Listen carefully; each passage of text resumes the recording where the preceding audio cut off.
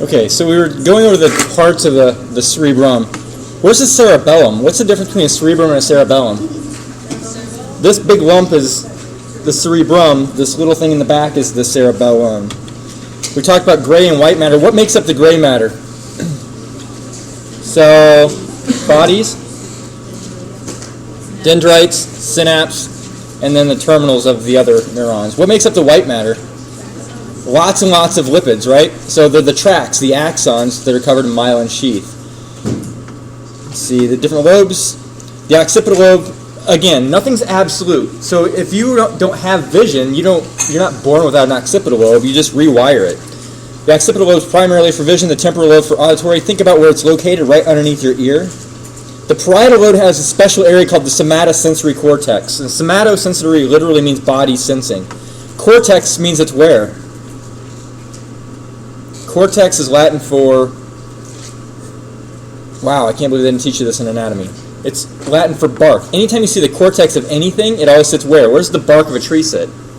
On the outside, right? So the cortex means the outside. That gray matter, the few millimeters thick on the outside of your brain is your cortex, your cerebral cortex. So the somatosensory cortex means that it sits right here at the very surface of this parietal region. This is the body sensing cortex. This is also known as the primary somatosensory cortex, because every signal that you get that comes from the surface of your skin goes up to that part of the body, or up that part of the brain. And I'll actually show details on this. It's really cool the way it's laid out. It's almost like a map of you across this little strip. And you can kind of see this layout of the strip. It's right here. So here's the parietal lobe all the way to front of the parietal lobe is where you have the somatosensory cortex. All of this area back here is association. It helps integrate those touches. So when I put something in your hand, you can feel that it's there. You have the actual consciousness that something's touching your hand. But you have to interpret that.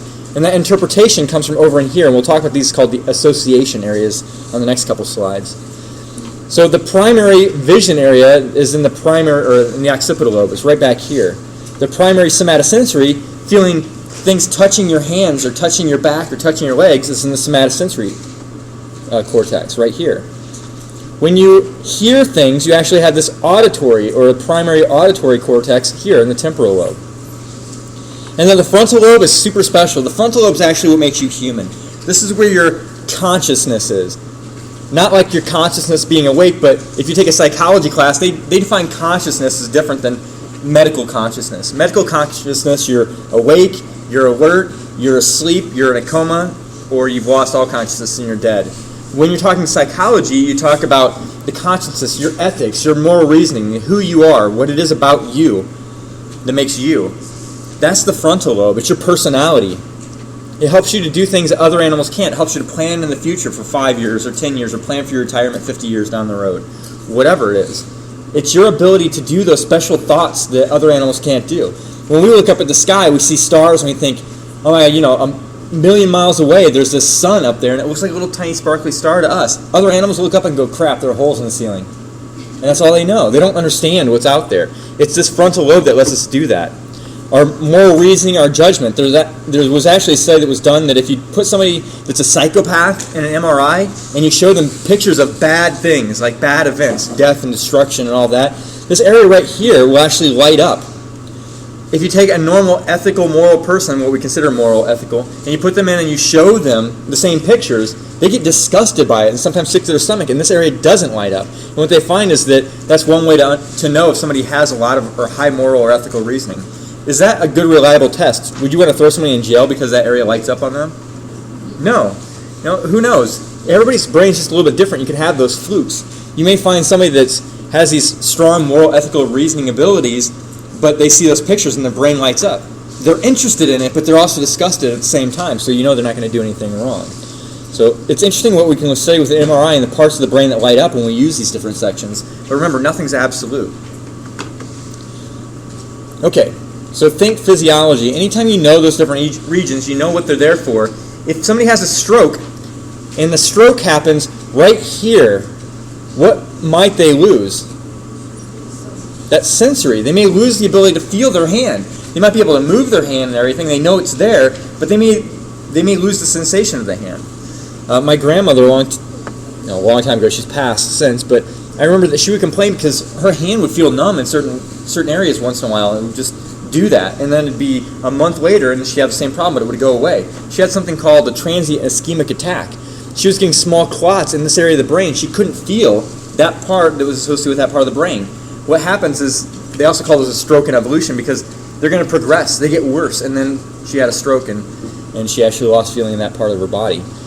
So the part of the brain that's being affected shows some physical outward change. What would you expect to happen if somebody had damage to their frontal lobe? It would change their what? Their personality. If you ever heard of a frontal lobotomy, that's what they did. They would stick basically an ice pick, a hook, or like a hook, up and into the frontal lobe, and they would twist it and scramble it like eggs, and it would change their whole personality. If you had somebody that had a stroke right here, what would you expect to probably change? Their vision. Yeah, you can actually have a stroke back here and lose the ability to see color. They call it achromatopsia, without color vision. But their eyeball's fine. They have all the tools to see color vision, but their brain can't interpret it anymore because they had a stroke. So always think physiologically. You can see an outward change based on something that changed on the inside. And a lot of times it takes too long to get someone in an MRI to look at what's going on in their head. You can kind of tell what part of the brain is being affected. If it affected their language and their logic skills, what side of the brain was it? It's the left. If it affected their ability to, their emotional skills, I guess we want to call it, or their ability to understand layout of map or directions or give directions, what would you expect it to be? More of the right brain. So it's interesting, when you know the different parts of the brain, you can kind of determine where the effects are at. So diseases today that have similar symptoms to lobotomy, when you would lobotomize someone, it made them basically a walking vegetable. If you told them, I need you to walk to that corner and grab a broom, I need you to walk to that corner and grab a dustpan, I need you to go to that corner and pick up some broken glass, they can't plan because what part of their brain did they affect? The frontal lobe that affects that planning, your ability to see the future and plan the future. So they may walk over, grab the broom, and hold on to it. Think, why did I do this? And kind of wonder. Maybe they hold it like a horse and ride around, whatever. They don't understand. They can't follow that chain reaction. They have a problem focusing and planning. What disease now, the people that don't have a lobotomy or disorder, we actually see a lot where people losing the ability to focus, and attention or dementia could do it too, which is really interesting because when you look at people with Alzheimer's, it usually starts close to the frontal lobe and works its way back. Their attention, their planning, things like that. But ADD is what I was thinking. It affects a very similar area that a lobotomy is affected. Okay, two special areas, Wernicke area and Broca's. These two areas, one thing you want to write down is they're primarily on the left lobe, or the left hemisphere, sorry, in 95% of the people. They affect speech, whether it's interpretation of speech or actually putting speech out. Broca and Wernicke. Right around this, there's no perfect circular line in the brain, but it's in general in this area right here we call Wernicke's area. So Wernicke's is back here at the border of the parietal, the temporal, and really close to the occipital actually. Wernicke's, when a signal comes in, when you see writing on a piece of paper or you hear someone speaking to you, that signal comes up here to Wernicke's and it helps you interpret speech. Once that signal is interpreted, you send it to different parts of the brain to associate it, what's it mean, give it some more meaning. Then you send it back over here to Broca's, and Broca's allows you to respond with speech. So Broca's lets you actually put the words together and get them out of your mouth. So if somebody had a stroke and they couldn't speak suddenly, where would you expect? Would it be in this Wernicke's back here or the Broca's up here? It's the Broca's. If they have speech on the left side, up in the Broca's area, a lot of times they'll look at you, they may kind of give you signs of something's wrong with them or whatever, but they can't say the words. They may try and say the sentence and forget words out of the whole sentence or scramble it or not even say anything meaningful at all. So they may say, I ran up the hill, or maybe up ran the hill Jill, whatever. And it's just a bunch of jumbled words. It may just come out like gobbledygook, like a totally foreign language, but that's Broca's. Wernicke's interpreting. If somebody has a stroke there and you try and speak to them, they're like, I don't understand. What are you trying to say? I don't get it. Does it help if you write it down on a piece of paper and show it to them? Nope. It's written and it's verbal. It's really interesting that way. It's the interpretation of language. Symbols or auditory symbols like syllabi. Syllabi. Put the emphasis on the wrong syllabi. Sorry. So there are the different lobes. You want to know what each of the major functions are. And then, of course, Broca's area. Broca's area is up here with the part of the body that moves, or part of the brain that moves your body. Wernicke's back here with interpretation and association areas. So let's talk about those association areas real quick. Oh, forgot plasticity first. So plasticity is the ability to regrow things. When you hear something called hyperplastic, that means it's overgrowth, like growth in numbers, growing new neurons. That's not something that normally happens. There's actually one part of the brain we're finding does grow new neurons, and it's called the hippocampus. Did we already talk about this a little bit? No? Okay, we'll talk about the hippocampus. Hippocampus is primarily for memories. Otherwise, all the rest of the brain, if you damage and kill a neuron, it doesn't grow back. Plasticity is something that typically happens up until you're about 2 years of age, and then you start losing these growth factors, which means that your oligodendrocytes don't regenerate, your nerves don't grow new, they don't rearrange. All they do is make new connections. They stay where they were, but they just branch out a little bit. Plasticity is new growth. All right, there are the association areas. So about 50% of all of the cortex is actually considered association areas. Association areas are where you take a primary area, like a primary visual cortex, and you mix it with that primary tactile cortex, which is somatosensory. So you see something and then you touch it, those two signals come together and they help you interpret it. You may see something that's round and orange and you go to pick it up. You may not know if it was a ball or if it was an actual orange, the fruit, and then you pick it up and you feel by the texture gives it away. So your visual cortex sends one signal saying what it is, round and orange. Your tactile or somatosensory cortex is another one. You put those signals together and you can interpret it. Those are associations. They associate things. And these are the three major association cortices. First is the prefrontal. Prefrontal means before the frontal or all the way at the front of the frontal. So it's all the way here at the tip of your brain. The prefrontal association cortex is what we usually associate the frontal lobe with. Planning, voluntary movement, looking at the future. Those major things. Anybody here know who Phineas Gage was? Ever heard that name? If you're taking a psychology class, they usually talk about him over and over. But Phineas Gage, he was one of the most famous psychology experiments. It wasn't actually an experiment. He was a railroad worker, and he was tamping in some dynamite with a big metal spike, and it went off, and it went right through his jaw and up into his frontal lobe. And when they took him to the hospital, this was horse and carriage days, he was awake with the spike bouncing around in his head, watching everything happen. He went to the doctor, they pulled it out, and they said he's not going to live, and he lived. It was like like 20 years or something like that. He lived a long time afterwards. But what changed about him? Guess. It blew right through his frontal lobe. His personality was totally different. They said he was no longer Gage. Originally, he was a family man, went to church every Sunday, took care of his family, was really good. Everybody in the town loved him. He was a foreman. He ran his area of the railroad, and everybody loved him as an employer. But after this, they said he was an animal. He acted like an animal. He was abusive to his family. He cheated on his wife. He was immoral. He was really mean to the people he worked with. He just became a very primitive animal. It blew out his ability to be human, the frontal cortex, especially this prefrontal cortex. Right. The next, the parietal temporal occipital association. I never remember where that's at. Kidding. It's on the border of the parietal, the temporal, and the occipital lobes. But parietal lobe, remember, the parietal lobe is for touch. The temporal lobe is primarily for hearing, and the occipital, vision. It takes those three sensations, blends them together, and helps you understand what something is. If I blew something up in the corner, you look over. You hear the sound, you know it's an explosion. You see the flash, you know something's going on. And then maybe you went over and you touched this stuff and you felt it to try and get an understanding of what it was. When you go over and do that, you put all these signals together and you understand, well, maybe I blew up a pumpkin and it's pieces of pumpkin remains all over the place.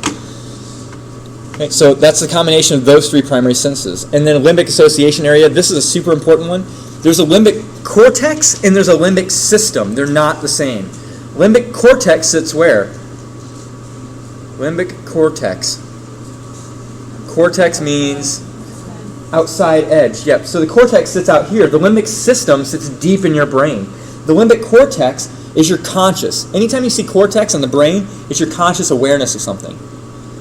The somatosensory cortex is your conscious ability to feel. If that were lost, you may still have a reflex. So I smack you in the knee and you kick your knee, but you didn't even know I smacked you in the knee. You're not consciously aware. Anywhere it's cortex is consciousness. This is your conscious motivation. I want to eat a sandwich. I really want to eat a sandwich. You think it. Emotion, God, that person's such a jerk. I feel really bad. And then memory, when you can consciously recall why you did something. What's your phone number when you were a kid? And you go, oh, it was 822-8472. You recall that right away. Those are conscious. The limbic system we're going to talk about in just a little bit is deep inside. You ever walked into a room and the hair on the back of your neck stands up, but you don't know why? You can't consciously say why. The limbic system is deep inside you. It's your primitive system. It's there to protect you, to alert you to bad or dangerous things, or to take you closer to good things. You ever smelled something really good and you just kind of follow the smell, but you don't really know why? It's like Toucan Sam, right? Follow your nose. That's the limbic system. Let's say you walk into your grandmother's house and you smell something and it makes you feel really lovey and emotional, and then you realize it's pumpkin pie and it brought you back to all these memories from when you were a child and go to her house and how good you felt. That initial feeling before you were consciously aware of how good it, or what caused the goodness, that was your system. You're deep inside. When you consciously recall, oh man, I remember back when I was a kid and all these times she'd make pumpkin pie and how good I felt, that's your cortex. Does that make sense? Two totally different systems. But they both have the three major purposes in common. I call them the 3 M's: motivation, emotion, and memory. I know. Where I'm from, they don't really say the E's at the beginning, and they also drop the G's off the end of words, so it's motion. That boy is way too full of motion. He's just a sissy boy. It's pretty close. You know how hard it was for me to kick that accent? That was terrible. My brother, I swear, looks just like Larry the Cable Guy and sounds like him, too. Love my family. They're just unique. Okay. So cerebral hemispheres, we already talked about this a little bit. The left is for logic, analytical. The way I always remember this is most of us are right-handed. We do our math skills with our right hand. We write language with our right hand. We do our organizing when we write things down with our right hand. What side of the brain is controlling your right hand? The left. Logic, analytical skills, grammar, things like that. All these organizational type of things are left. We call them left brain people for that reason. Anal retentive, very organized, everything has to be in place. Man, my mentor at Iowa State was anal expulsive. Does anybody know what that means? If you're anal retentive, you keep everything nice and tidy, organized so that it's nice and clean. You keep all your mess on the inside. You keep it in the cabinets. Anal expulsive, you throw your crap everywhere. You don't care what people think. We were total polar opposites. Oh, I'm so glad to get out of there. I like my things nice and tidy. He didn't. He had a futon in his office. It was covered with papers, and when you go in, he had a pillow on the edge, and he'd lift the pillow up and move it over and say, go ahead and sit right there. I never knew what was going to crawl out of those papers and onto my lap. I was always afraid. Right, so that's the left side, very analytical, very organized. The right side, I'm hoping that none of you know who that person is, because if you ever went to Iowa State in the psych department, you may know. But anyway, the right side is very emotional. It's very spatially oriented. Those people that are creative, usually we say a lot of those are left-handed people. There might be a little bit of a connection, but they're right brain. They're very emotionally, poets and stuff like that. They're very emotionally impacted. People that are good at laying out maps. So if you give directions to something, that person can visualize that map in 3 dimension and follow the directions really well, they may be more of a right brain person. Artists that paint, when you look at their paintings, it's almost like you can reach right into it. I love going to the art museums and getting really close to life-size paintings from 300 years ago. It's like the person standing in front of you, because these people, these right-brain people, can draw that spatial dimension or paint it. I can't do that. Music skills, another one. So all the artistic type of things are over on the right-hand side. Okay, next major topic. We're going to start talking about the electrical activity of the brain again, but we're going to talk about how we can measure it. So this electroencephalogram and EEG, everybody knows the difference between EEG and ECG, right? Or EKG. And EEG is an electroencephalogram, and ECG is an electrocardiogram, or sometimes they call it EKG. What's an EGG? Anybody know? It's an egg. It's a joke, but never mind. It's not funny when you have to explain it. Okay. Anyway, so the electroencephalogram, these are really cool. So I started working with these, it's been almost a decade ago. An electroencephalogram measures the electrical activity in your brain, but these neurons are teeny tiny. And even when they change by 100 millivolts at a time, which is barely traceable, just barely. And EEG is as if this wall were your skull, then you put skin, so a layer of carpeting over the top of it, then you put an electrode to determine the electrical activity here. Remember, what you're trying to measure is the brain that's on the other side of this wall. To make it even worse, you've got the carpet, you've got this wall here, and on the inside you have a water bed, like a water layer. What's that? Cerebrospinal fluid, right. So in the meninges, you've got the cerebrospinal fluid. And you're trying to listen to what's happening electrically all the way on the other side. These things, they're nice because they're fast. If you detect a signal, you can get a response really quick. So we can use them for looking at where the activity's at. But the bad thing is they're not specific. So I could have, it's like listening to somebody's conversation through a wall. Do you know if they're standing right here or if they're standing 10 feet down? You have no idea. So you're listening like that, and you're not exactly sure the precise part of the brain is firing on. So when you see these, they just cover the head with electrodes, and then they look on average where each of these are firing. But the important thing is they look at timing, when it's firing. So when you're awake and you're conscious, we can actually hook you up to this, and you open your eyes, look how fast these waves are. A big wave means it's slow. It's going bloop, bloop, bloop, bloop, up and down. A fast wave is going really quick, so it's shorter. So these alpha versus beta waves, if you're awake and you close your eyes, you go into something called alpha waves. You relax. You turn off a little bit of the activity in your eyes and some of that signal to your brain, so it calms down. When you open your eyes, it gets really busy. Lots of signals coming in, and then eyes closed again. You can kind of watch that progression. I have a really cool EEG at home I always want to bring in, but we just don't have enough time. It's awesome because it has a program that I put on my computer that it detects when you open your eyes, when you close your eyes, facial movements. You can move your face, and because of the activity in your brain, it detects all the movements. So there's a little game where you can hover blocks, like you can hover a TIE, the fighter jet from Star Wars and stuff. It's kind of fun. And if I can get Mercy to do it, I'm going to try and get him in the lab just so we can play in the lab. It's so awesome. So when we use this in clinical analysis, we use it for brain activity, brain death. We look at sleep patterns with this, and we're going to talk about sleep coming up here. What we can't measure is deep in the brain. So deep down, all the way at the bottom, in the base, we call it the basal nuclei. Nuclei is talking about gray matter. So the basal nuclei down here, this is your animalistic parts. These are very primitive parts of the brain. The cortex can be measured by an EEG, but you can't measure this down here. These are where that deep instinctive feelings are. When you get a gut instinct, but you don't know why, it's coming from here. Another purpose for the basal nuclei is to help control movements. This is important. It actually inhibits movements. The reason this is important is because Parkinson's disease affects this region of the brain. Same thing with Huntington's, actually. And both those are movement disorders. You may think that they're over-firing their hands, like moving back and forth. They're like intentionally trying to move. They're having a problem shutting off their hand. So when you lift your arm, you say, lift it straight out to the side, and you hold it, your arm is actually doing this. It's dropping a little bit, and your brain says, whoa, turn on the neurons to fire it, and you bring it up. And then it says, whoop, too high, turn it off, bring it down. Whoop, too far, turn that off, and bring it back up. So you're actually doing this kind of movement, but really, really level. Somebody with Parkinson's, they can't shut off those neurons, so they're constantly going back and forth. They go, whoa, whoa, whoa, whoa, turn it off, and then when they turn it off finally, the other one goes way too far, and they go, whoa, whoa, whoa, whoa, turn it back on. So they're going back and forth like this all the time. So all of their movements are really, like, rigid. Another thing is that these muscles are tight. So when they move, if you look at their muscle tone, it's really tight. When they move, their legs, it's almost like moving poles. They kind of do this shuffling gait because they can't turn off or inhibit.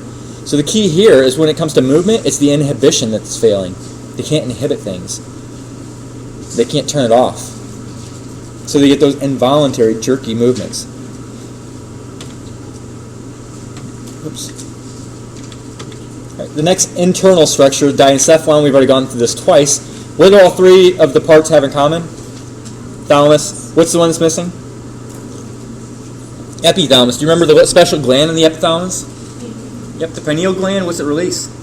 Melatonin to adjust the sleep patterns. The thalamus was the what controller?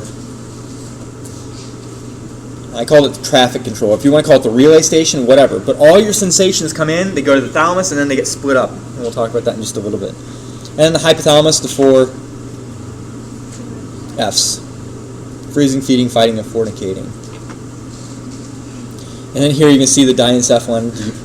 So the epithalamus going up across the top, you can see the thalamus here, and then you see the hypothalamus with a little pituitary dangling off the end of it. Already said this, relay station or traffic controller, hypothalamus. All of these can fit into the 4 F's. Body temperature fits into freezing. Thirst Feeding. Food, of course, feeding. How about hormones? Like it controls estrogen and testosterone. Fornicating, yep. Posterior pituitary hormones we haven't gotten to yet, but oxytocin, which is responsible for childbirth and milk letdown, so also fornicating. Controls uterine contractions, fornicating. A and S stands for what? Autonomic nervous system. Fight or flight, right? So fighting, freezing, feeding, fighting, and fornicating. And then plays a role in emotions. That would also be the fighting, the emotional. So they all fit into the 4 Fs. Right? The limbic system. This is deep down inside. Okay? It works with the higher cortex out here, but this is the primitive one down here inside your brain. So when you look at the brain, here you have limbic system sitting deep inside. Remember, the limbic cortex is out here on the surface. The limbic system is down deep inside. So it's not a separate structure, and it's not one individual structure. It's lots of structures, like that hippocampus I mentioned briefly earlier. We'll talk about the amygdala. We'll talk about something called the nucleus accumbens. It's lots of pieces working together to give you this basic instinct or control. Right? Plays a huge role in emotion. What were the 3 M's I told you that you'd have to remember for this? Emotion was one of them, right? Motivation and memory. Yep. So the limbic system helps control reward and punishment. What M? Reward. When you see your reward, you're motivated. Yep. And then behavior pathways that include dopamine, norepinephrine, serotonin. So we'll talk about this a little bit, like addictions. When you get addicted to something, it's primarily dopamine that does it. When you take cocaine, people that take cocaine, not like Wim, like I'm anticipating you're going to take cocaine, but when people take cocaine, it releases tons of dopamine. It gives them this great feeling. And is it addictive? Extremely. It's that feeling that dopamine causes that causes that addiction. So there are a couple things I want you to think of. I love the research behind this and how they discover it, because it really tells you what's going on. So emotion. They actually found that this area called the amygdala, which you want to have jotted down somewhere. This isn't in your notes, but amygdala you want to associate with emotion. How they test this and they find out these parts in a lab is they'll take an animal and they go, well, we believe it's this structure.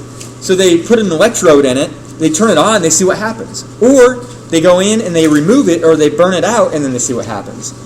With emotion, they did research on cats and monkeys. Monkeys are deathly afraid of snakes. They terrified. If you take a black rubber hose and you throw it in a cage with a monkey, they start freaking out and throwing things at it and screaming and bouncing off the cage walls and everything. They get spooked. But if you take a monkey and you remove its amygdala and you put a real snake in the cage with it, guess what it does? It plays with it. It walks up and it picks it up, it looks at it, it's curious about it, doesn't understand what it is. It lost that fear, that strong emotion fear. If you take a cat and you put a cat in a box with a mouse, what's it do? Plays with the mouse, taunts the mouse, and then eats the mouse, right? But if you take an electrode and you put it down in the amygdala of the cat, and when it goes to eat the mouse, you turn on the amygdala, the cat rears back. Let's go. The mouse rears back and hisses at it. What's it doing? It's terrified. When you turn on the amygdala, it makes this cat terrified. That's how we know the amygdala is one of the key seats of emotion. So why would you not, if you are a fearful person, if you have agoraphobia, you're afraid to leave the house, why would you not want to have your amygdala removed or burned out or take a drug that shuts it off? You wouldn't be afraid of anything. You wouldn't have any emotions. You would have no drive to do anything. There was a guy from my hometown that he had a stroke and he went flying through the town. He had a stroke and it affected his amygdala. He went flying through the town at like 80 miles an hour, 35 mile an hour streets. And then when the cops pulled him over, when they got him stopped, he stripped all of his clothes off and went at the cops. He was totally fearless. He didn't have a gun. It was his naked body with his fingers like this. He had a stroke in the amygdala. So, I mean, he was committed from that point on because he couldn't be in normal society. He had no fear. He wouldn't be afraid to get in a car and just drive over somebody. What do you have to fear? Right? So the limbic system, or the reward system's next. So reward and punishment, that's motivation. Super driven by norepinephrine, dopamine, and serotonin. Anybody here love thrill-seeking, like adventurous things, skydiving, rock climbing, doing all that stuff? It's the adrenaline. You get that norepinephrine, which is noradrenaline. It's a form of adrenaline. You get that going through your body and it goes up here and starts affecting this part of the system that drives that addictive behavior. It feels so good. It's the same area of the body that cocaine affects. Same area of the body that addictions like gambling or sex addictions or any kind of addiction you can get, even sugar and salt addictions. This area is called the nucleus accumbens. It's right here. If you take somebody with a gambling addiction, put them in an MRI, and you give them a deck of cards and start having them gamble, like predicting what the next card is going to be, this area lights up like a Christmas tree. When you give somebody cocaine and you look at their brain, this area lights up after they take cocaine. It's super important for motivation. So why wouldn't you want to turn this area off? Why, if you have an addiction, why don't we just give you a drug that shuts this area off? You would literally have no motivation to do anything. You would sit on the couch with the TV off and just stare at it. You wouldn't have the motivation to turn the TV on.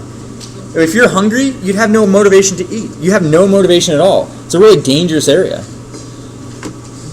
And that's the nucleus accumbens, and dopamine is the key player there.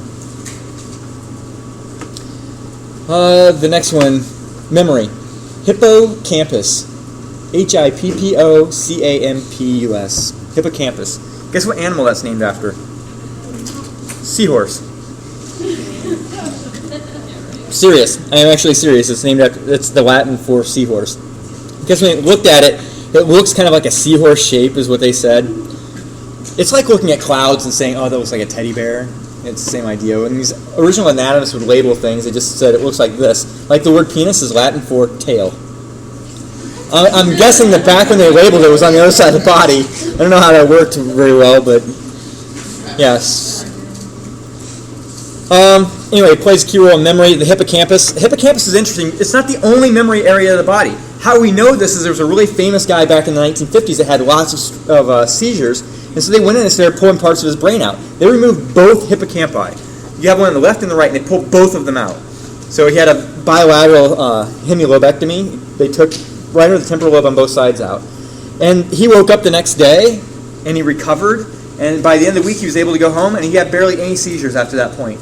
However, every day when he woke up, it was the day before the surgery to him.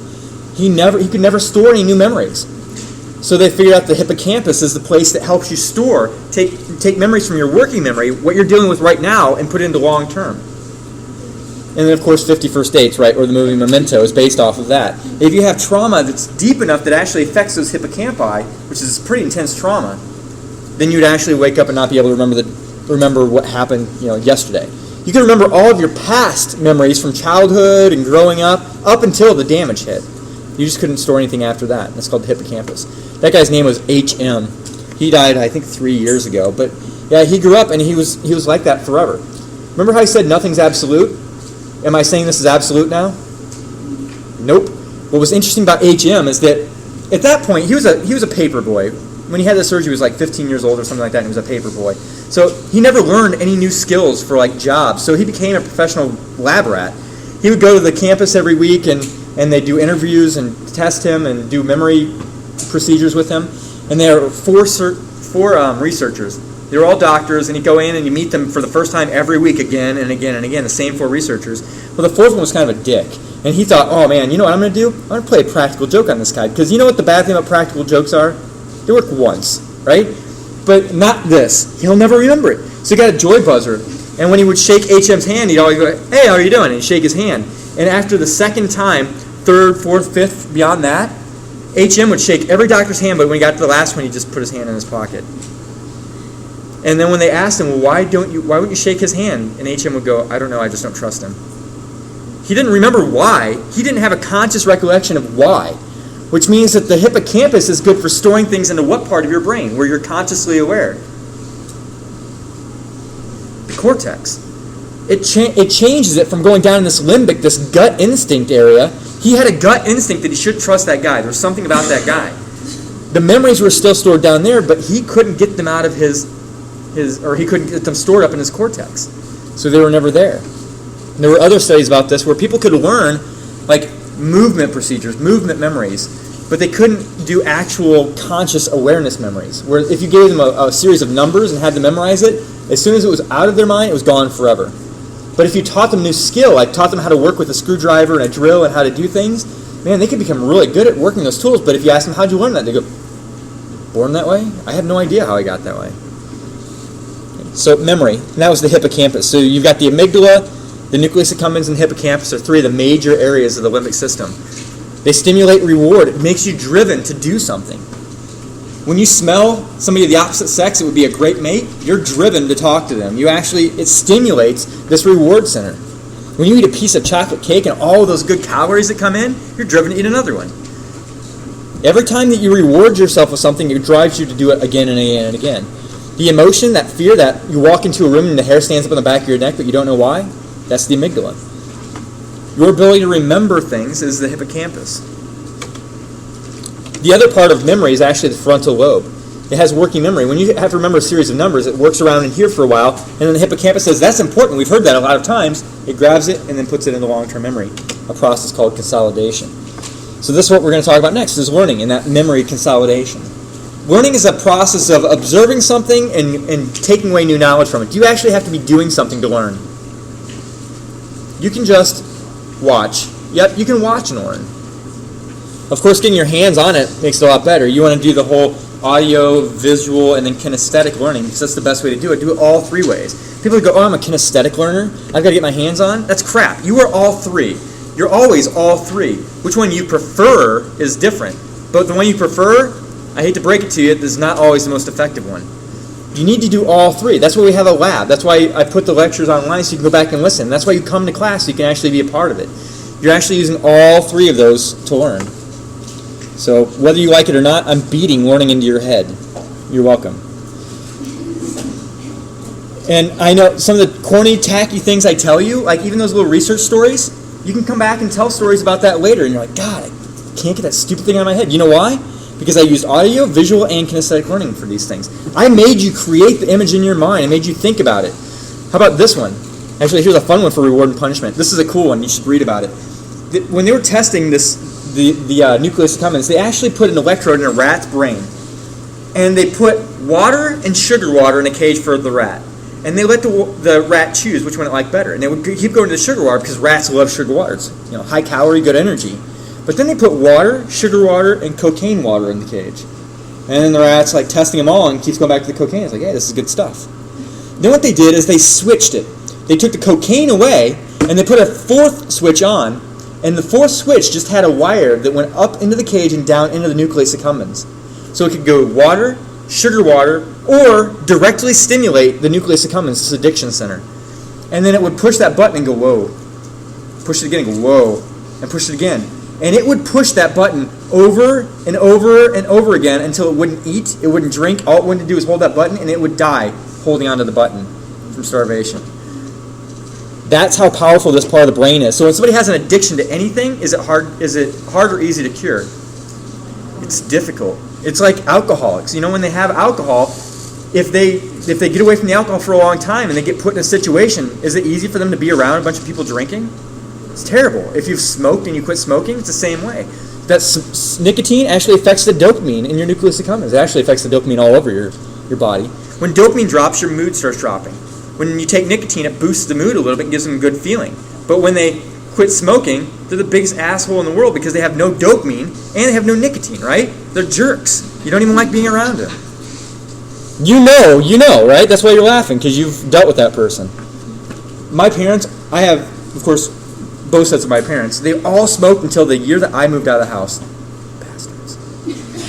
Every one of them. They all quit the same year. They didn't even get along. The two sides of my family didn't get along, but they both knew we're going to punish him until he moves out, and then we'll quit smoking. And then they bought season passes to Great America too. Bastards. All right. So memory is laid down in stages. And when you lay it down, the first thing you do is you put it into working memory. Working memory we also refer to as a short term.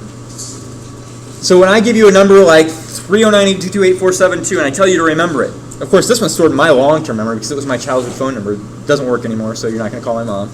But if I give you this and I tell you I'll give you $5 if you can recall this in an hour, what do you keep doing? You keep running it through your brain over and over and over again. Your frontal lobe is taking that over and over and over again. Unfortunately, it's taking up active memory for learning other things. So if you're sitting here and you're thinking, gosh, is he or she going to call? And you keep thinking about it and you go, well, I know I called, didn't I? Yeah, I know I called. I called 15 minutes ago. You're totally distracted. Your working memory is totally somewhere else. You need to walk into a classroom and clear it. Just dump everything out. How many people here keep to-do lists? the best thing ever, right? So you keep a to-do list. Even your thoughts that you're working on, write it down. Not necessarily a to-do list for buy milk, buy eggs, buy cheese, but I wonder about this. Write it down and then clear your mind. Your mind will let go of it. If you don't write it down and you're wondering about it and you go on to something else, part of your mind is stuck, spending resources maintaining this in working memory. Clear it completely. At the end of the night, the last thing you should do, as you're taking your notes or reading your notes, write down all the things you were wondering about. Get it out of your mind and then just go to sleep. The next day, wake up and look at it. It'll clear your mind and you'll get way better sleep. Get rid of the working memory. Right? Or get rid of things you don't need in your working memory. That's temporary. When you go to bed, you're taking that working memory from short term and you're taking it and transitioning it to long term. It's the hippocampus that does that. We know this. The hippocampus will take and reroute these working memories that were very important during the day. So if you see something in the morning, the same thing in the afternoon, the same thing at night, your working memory is processing this. Your hippocampus will go, this is really important, and it'll pull it out and put it up in your cortex for later. And while you sleep, that process is consolidation. There are a lot of mysteries about sleep, and we really don't know, because we can't be in your brain. We can look at the activity of your brain, but we can't actually think through you while you're sleeping. But what they think is that consolidation is actually a process where you take your working memory and you put it to long term. Your working memory, when you transition to long term, is like taking something you see on your computer screen and saving it permanently on your hard drive. There's no special designated hard drive spot, fill this, fill this, fill this, fill this. They spread crap all over the place. Everybody knows what you do when you defrag your computer, right? It's because you have pieces of information all over your hard drive. It's hard for your computer to go fast with that. So you bring them together and you consolidate them in little tiny chunks. Your brain does the same thing. When you go to sleep at night, how many people, when you've had your first day at work, you go home and you dream about that day? Right? It's important to you. You've been studying all day. When you lay down, then suddenly, while you're dreaming it, a dragon walks around the corner. Or somebody you haven't seen in 20 years comes into your workplace. What they think is happening is as you're storing that memory into this new location, the memories right next to it start getting triggered too. So if this memory is getting stored next to a dragon, then suddenly in that dream, the dragon comes alive, and poof, it's in your dream. It's your blending. They think that as you're dreaming, you actually relive your important parts of your day high speed all over again. Your eyes are moving the same patterns they moved before. Sometimes you twitch a little bit. Ever watch a dog sleep? Running? Love that. So they think it's part of them reliving their day and their activities. And you find that the dog does that more on days that were highly active, and they're trying to relive it and store it in a long-term memory. So that process is called consolidation. Do you remember things by looking at it one time? Photographic memory, by the way, doesn't exist. It's not real. People that have, like the autistic people, that they remember everything, A2, A2, A2, 24, 2 picks, with that kind of thing. Yeah, Charlie Babbitt. Uh-oh, underwear on the highway. Those kind of things. What they think is happening is that it's like that Rayman thing where he's going A2, A2, A2, and he's repeating things in his head over and over and over again. What's it doing? It's taking that working memory and making it seem really important so that when they consolidate later, they store it. And then, I can't remember the guy's name. His name was Kim something. But he was the inspiration for the real Rain Man movie. Or the real inspiration for the Rain Man movie. But he remembered it was like 2,500 books or something like that, all the way through. But as he's reading, he's constantly repeating in his head over and over again. When he learns new facts, he's obsessed with it. How do they socially interact? Bad. Their brain is so consumed with this information and this data and processing the data and making it more long-term. That's how they remember the things. It's not that they actually see it one time and remember it forever. It's that they see it once, and then their brain will see it again and again and again until it goes into long-term memory. It's consolidation. You don't look at one thing once and remember it forever. It just doesn't happen. Even if you're Sheldon Cooper on Big Bang Theory, it doesn't happen. So here's your process. New information, short-term memory, you practice it. When you go to sleep, you go into consolidation, it stores it long-term. Later, when you need it, it's a process of remembering. The hippocampus retrieves it, you bring it back, and you put it back in your short-term memory so you can use it. When you're trying to use some skill that you learned at work, driving a car, stick shifts, things like that, you learn it one time, and then when you need that information, you pull it back, and you walk yourself through the same procedure again. The problem is if you don't use it for a long time, those pathways may break. And then what do you do with that information? You've forgotten it, right? It's gone. Memories are lies, by the way. When you see something, you don't remember exactly the way it happened. You remember your interpretation of it. Think about the best vacation you've ever had, whether it was skiing or jet skiing, like skiing on a mountain. if it was a long car trip or whatever. How many people can see themselves in that vacation? Is that possible? Like you're seeing yourself driving through the Rocky Mountains and you can actually see, like outside the car, you see you sitting in the car. Or if you're on a jet ski, you actually see you on that jet ski. It was fun and everything, right? But if that was a real, true memory, all you would be able to see is your hands and your arms and your legs and your body. You wouldn't see you unless you're cruising along and staring in a mirror while you're cruising along, right? Yeah, I look good. Slam. The memories are lies. They're all created. They've done tests with this where they've actually put people through therapy and they lead them to believe that something happened in their childhood, and when they tell that story about how it happened in their childhood, they are completely convinced. The parts of the brain that believes the truth light up. They believe it. I had a friend when I was in high school he was a bad guy. And he would do things, and I had actually seen him do things, and he would totally deny it. It never happened. And you know what? If they put him on a lie detector test, I swear he would pass it with flying colors because he actually convinced himself it never happened. It was somebody else that did that. Okay, so there's no single memory center in the brain. Like I said, it's like the hard drives in your computer. These fragments of thoughts and memories go all over the place. Your memory of grandma is not a picture of grandma. It's her eyebrow shape is stored in one place. Her nose shape is stored in another. Her chin, hairs in another. Right? So they're all over the place. The key parts are the hippocampus. The hippocampus is for storing. It takes things from short to long term, and then it recalls from long term and brings it back into short term. It's important for that. The cerebellum is for something called procedural memories. Cerebellum is for balance and coordination. How many people here drive a stick shift? Okay. When you first learn, you were all concentrating on it. You're like, oh, the shifter here, I've got to push in the clutch and all of that.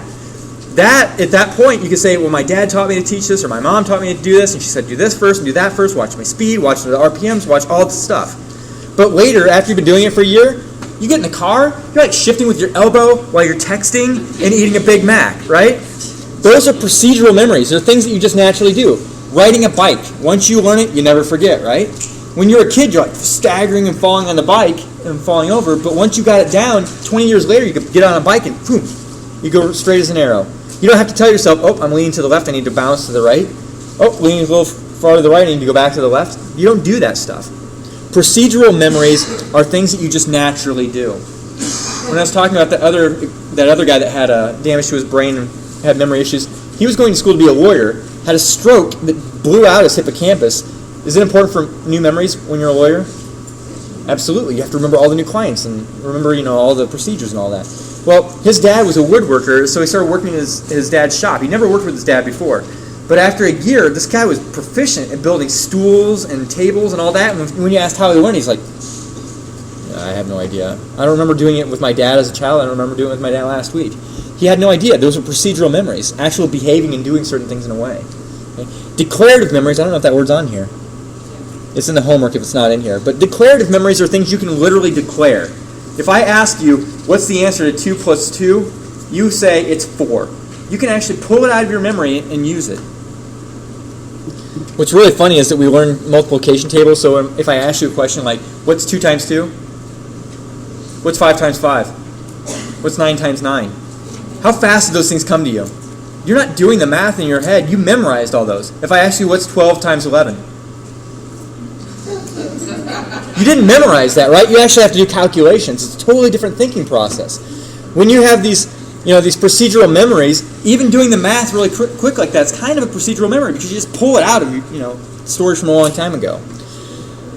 But the hippocampus is for storing and recalling. The prefrontal cortex is there to help you with that working memory. To take that working memory and actually use it. Why do I want to remember these steps? Why do I want to remember these procedures? It helps you apply things. So what they did is when they gave a frontal lobotomy, they would scramble this area, and those people had no more complex reasoning. If they were a criminal person that had lots of bad plans of doing bad things, you scramble that, they're like, yeah, I'm going to rob a bank. I think I want pizza. They can't make that plan. Or even they go, oh yeah, if I want to rob a bank, I should probably get a car. What was I doing again? I don't remember. And they're gone because they scrambled that prefrontal cortex. It's good for complex reasoning and planning. Okay, and then I already talked about HM. I just talked about them out of order. But HM, they took out the hippocampus on both sides because he was having lots of seizures. So he lost the ability to consolidate. All right, cerebellum itself. So the cerebellum has three major areas, and here you can see the brain stem. What's this part of the brain stem down here? Medulla. How about this one? Pons. How about this one right here? Midbrain. Right. So there are the three major areas, and you can see the pons, the bridge. Look at the connections, the fibers going into the cerebellum.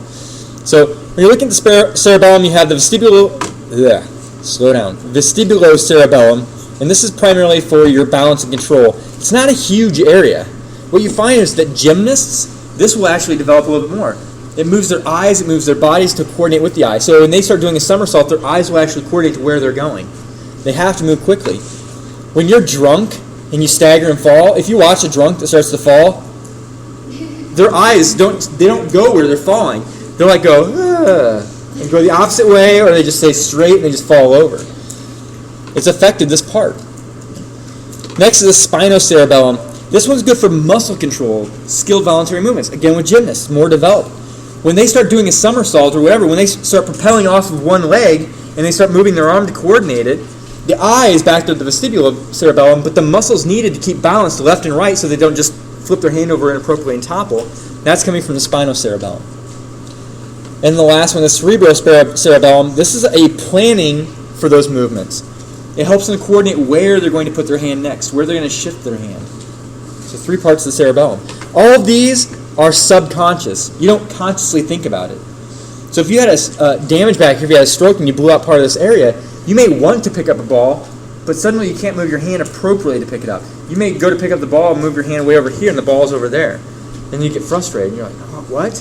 So somebody might actually go to reach for a ball and they just do this and then they start moving their hand over until they find it because they can't hover it in space. They have problems with that. It's the cerebellum. I got to interview with a researcher one time that had a really fun story, but he was from a small, I think it was in Puerto Rico, a really small town. He talked about a guy that would ride a bicycle through town drunk. He couldn't walk straight, but he could ride a bicycle straight as an arrow when he was drunk. And it's because this part of the brain actually wasn't affected as fast as the other parts.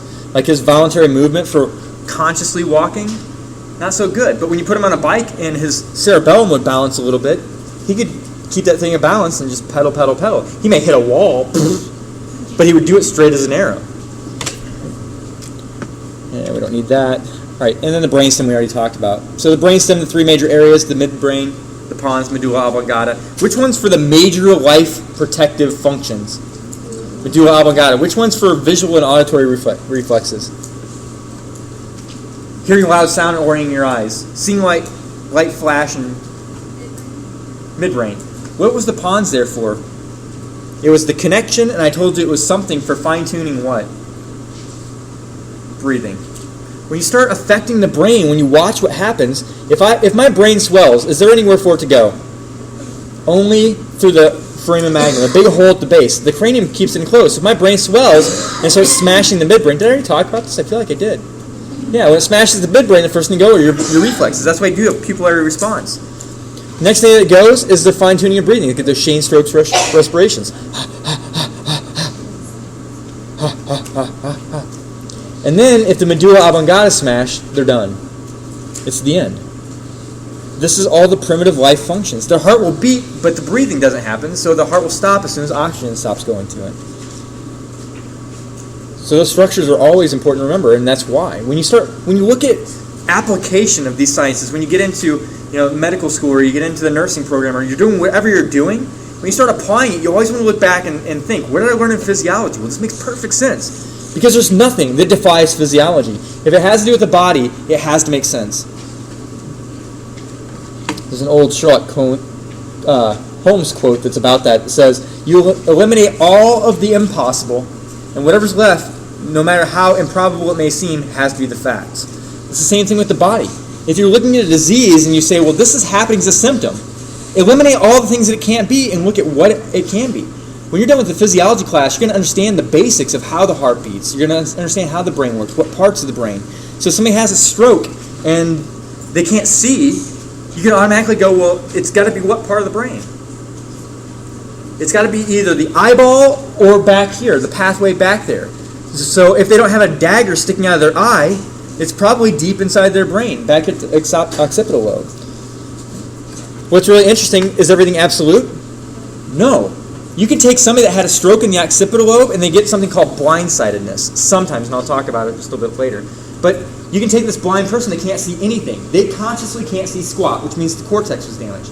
And you put obstacles in a room and you ask them to walk across, they're like, I can't see. You say, just walk. And they start walking. If there's something on the ground, like a garbage can, they will actually lean and walk around it. Their eyes closed, like that. Eyes open. They're blind. They'll actually lean and walk around it.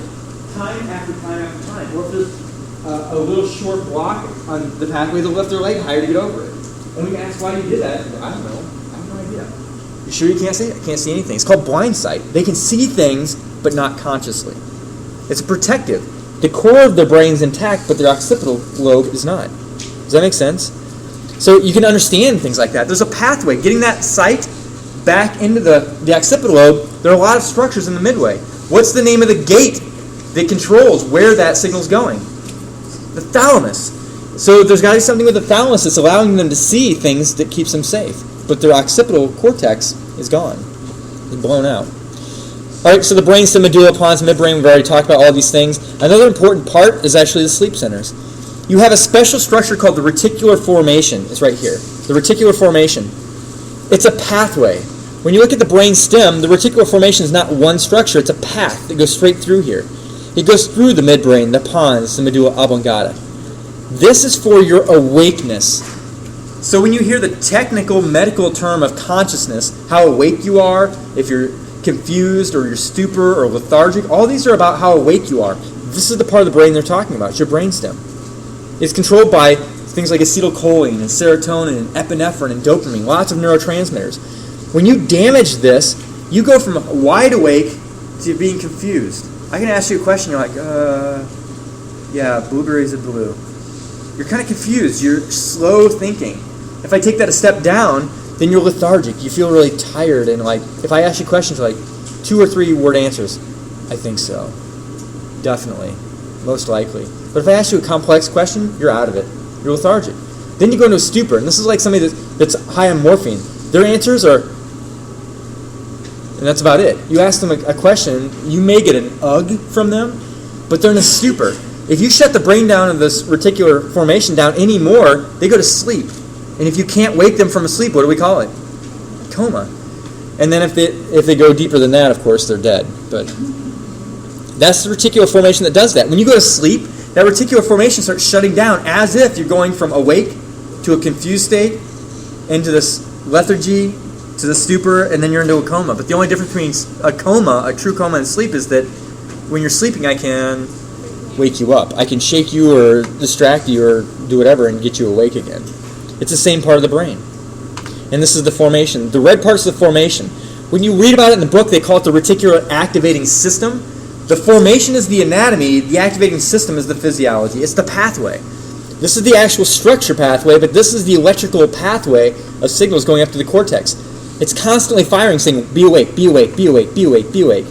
But as it starts shutting down, fewer of those signals get up there. So your brain waves start slowing down, slower and slower, and you feel tired and go to sleep. And then you need a coffee to keep you awake. Okay, let's talk about sleep real quick. So the stages of sleep or the parts of sleep, I already talked about this. Your level of quote-unquote consciousness, your alertness to your environment, starts with maximum. When you walked in here, right away, you're wide awake and alert. Then you start going to wakefulness, which is kind of a semi-confused state. You're sitting there and you're going, a little drool hanging out, dripping down. And then eventually you close your eyes. Or if you're leaning, you do one of these things. And you bob up. That's the sleep. And then I hope I don't drive you to a coma, but you never know. We can tell these different states by an EEG pattern, and I'm going to tell you the ways you know just by watching someone. It's kind of funny when you watch it. So the first thing when you start going to sleep, you go into something called slow wave sleep. Would you expect those waves on the EEG to be short or really tall? Tall. They're going woof, woof, up and down, really slow. They get extreme waves. When it's short wave, the fast wave is bouncing really quick. When you first start going to sleep, imagine you're sitting on the couch watching TV, but you're stubborn. You don't want to leave until that show's over. And you're kind of like that. You're drifting into slow wave sleep. Your brain is slowing down. That lasts for about 30 to 45 minutes of that slow drifting. right, for every hour, 30 to 45 minutes. Then you start jumping over into something called REM, or rapid eye movement. Right, so here's slow wave, you can see it high. The rapid eye movement looks like awake. Here's your awake. You're awake watching the TV show. You start drifting off, slow wave, and then suddenly you go into this thing called REM that looks like your brain's completely awake. But your eyes are closed, your body's paralyzed, and you shouldn't be moving. Right. There are 4 parts of slow wave sleep. The first one is that transition from being wide awake to that kind of hug. So if you have a roommate or a significant other and you're watching TV, you can watch them and notice their phases. So as they start getting kind of tired, their eyes kind of droop a little bit and they're just transitioning. That's stage 1 sleep. Then when they start going a little bit deeper, their eyes are closed, right? But they're still watching TV. So you turn off the TV and what do they do? I was watching that. Even though they can't tell you what just happened because their eyes are closed, they're transitioning deeper into slow wave sleep. That's sleep 2. They deny they're asleep. I wasn't sleeping. I'm fine. Stage 3 and stage 4, your book still refers to them as separate, but a lot of books are blending them and saying 3 and 4 is too hard to distinguish between them. But 3 and 4, this is where you start inhibiting muscles. Normally, where you start inhibiting muscles. So if you're sitting at the table and you're doing this, and you start transitioning into stage 3, your arm muscles start becoming limp, and what happens? They just drop. And then your head starts falling because these muscles are inhibited. And then as you feel that falling, you panic and you wake back up. And you're alert, looking around. Anybody ever done that and actually smacked their head on the table? You don't fall back asleep after that happens. Okay. But sleepwalking can happen if you don't inhibit those muscles. You can get up and walk around. My parents said, and it happens a lot to kids, my parents said that when I was a kid, I would get up and walk over into the playroom and play with my toys. Complete darkness. The bedroom was dark, the hallway was dark, but they could see me walk by when they were in the living room, down the hall, and I just go into this dark room and I start playing with things. And then they wait for me to fall over, the clunk, and they put me back in bed. It's like, man, why didn't you just give me a pillow or we'll pad that room or something instead of that big thump? But I turned out fine. All right, and then stage 3, stage 4 was a really deep sleep. In the old books, they define stage 4 as, and this part is where dreams start to happen, but not the good dreams, the weird dreams, the crazy dreams, where your brain's having a problem distinguishing reality from dreamland. So this is where nightmares were actually happening. If you try and wake these people up at this stage, they're combative, they're groggy, they're confused. So let's say they fall asleep on the couch like that and they're sitting there, and you wake them up and they're like, that's when you're at stage 4. What's really cool about stage 4 is that there's a sleep disorder that happens here. People that believe that they've been abducted by aliens, they find that most of these people actually have a stage 4 sleep disorder. What they think is happening is that their body's paralyzed in stage 4, but they're kind of somewhat not completely asleep. They're aware of their environment. So let's say they're watching X-Files that night, and then they go to bed, and they're in stage 4 sleep, but their body's paralyzed, but their brain's not completely asleep, and then they start hearing things. And then suddenly that hearing things, they open their eyes a little bit. They can't move their body. But they're dreaming at the same time, so they start painting their world with this dream. They just watched X-Files. What are they going to imagine? Aliens are around them. They're strapped down on the table, and they can't move. And they're like, probe, no! But people that have those weird dreams, you ever done that? When your alarm goes off, and you're still in a dream, but now suddenly the alarm's part of the dream, and you don't really know how to deal with it? So crazy. So we all have those little flukes once in a while. It's just some people take it a little too far. These are all slow wave. These aren't the deep sleep yet. The next one's called REM, or paradoxical sleep, rapid eye movement, because everything about the body's paralyzed except the breathing muscles and then the eye muscles. And what they find is that the eyes are twitching, and they're twitching in patterns that are telling you basically what they're doing in their head. So what parts of the day were they reliving? What kind of activities were they doing? So of that 1 hour block of time, the last 10 to 15 minutes are going to be REM. This isn't absolute either. It's because what you find, I don't know if I have that slide on here. I don't. What you find is that at first it takes a while to get into REM. So the first time you go into REM, it takes like half hour to 45 minutes and then you're in. But then you'll shift back into the slow wave sleep for a short time, then you go back into REM. You do that about 7 times or 8 times a night. So you go into this deep sleep, REM, and then you come back out of it slightly, and you go back into it again. That's why they say you have, on average, about 7 to 8 dreams a night, is because each time you go into REM, that's where the real dreams are at, where the good dreams are at. That's where consolidation happens. So if you're taking quick naps that last like 15 minutes at a time, are you getting good sleep? No, you're going into that nightmare type of stuff where you're not actually consolidating. You need to go into a deeper sleep faster.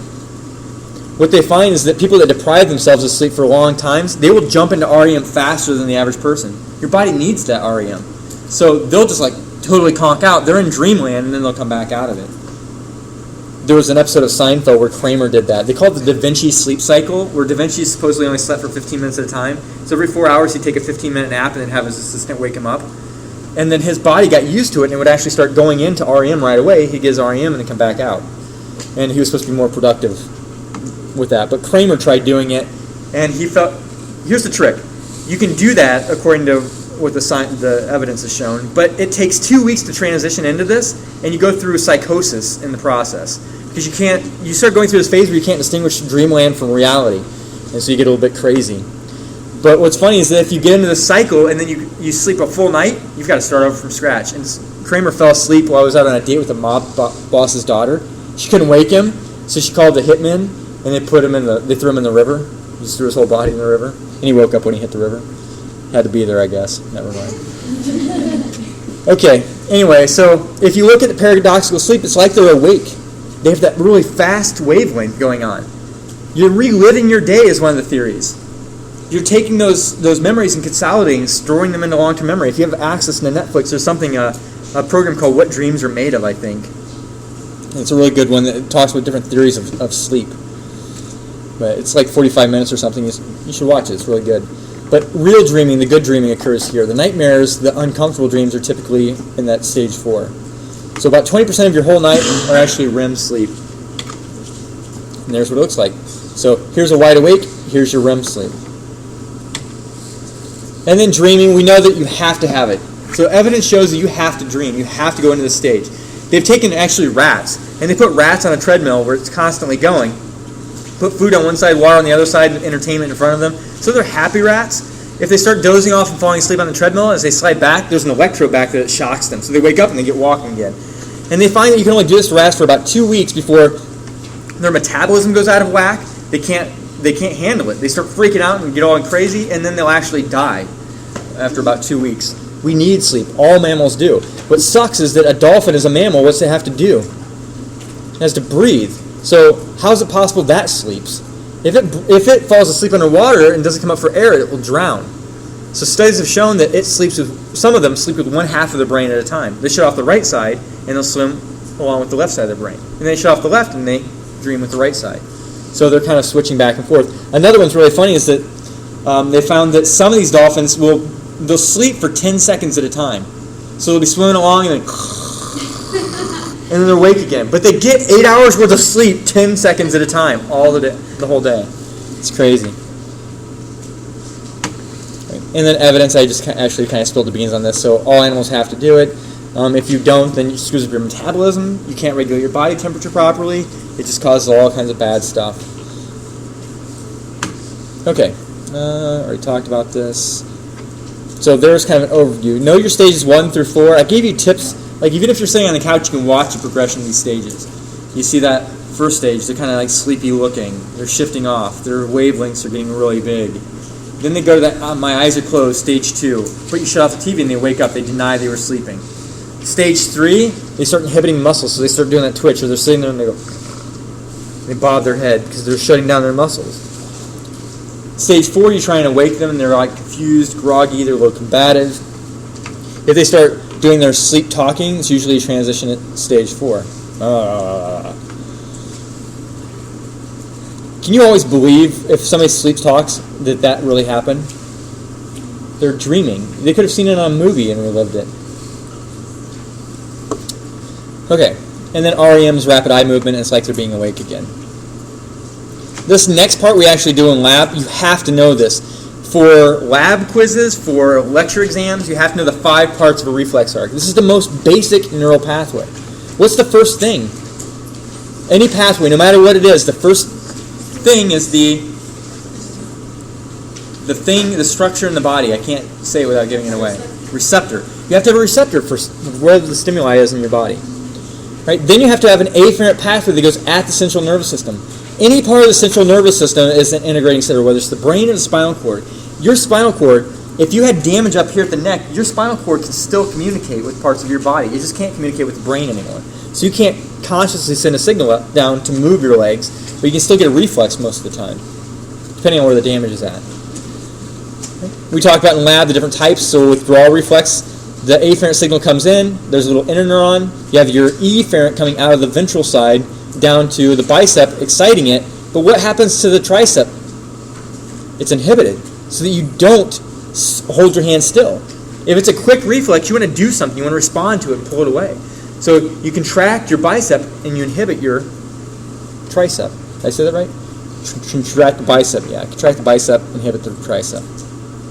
And then you pull your hand away. Whatever the muscle is, it's the effector. 5 parts: receptor, afferent, integrating center, efferent. And I know I'm pronouncing it differently, but I'm stressing so you don't get confused. Afferent, afferent, efferent, afferent. Sound way too close. Right. And then the bicep is the effector, the thing being moved or changed. Oops. And then the last part of the notes just talks about the spinal cord, the different pairs of nerves where it's branching out. And that's where we go into periphery.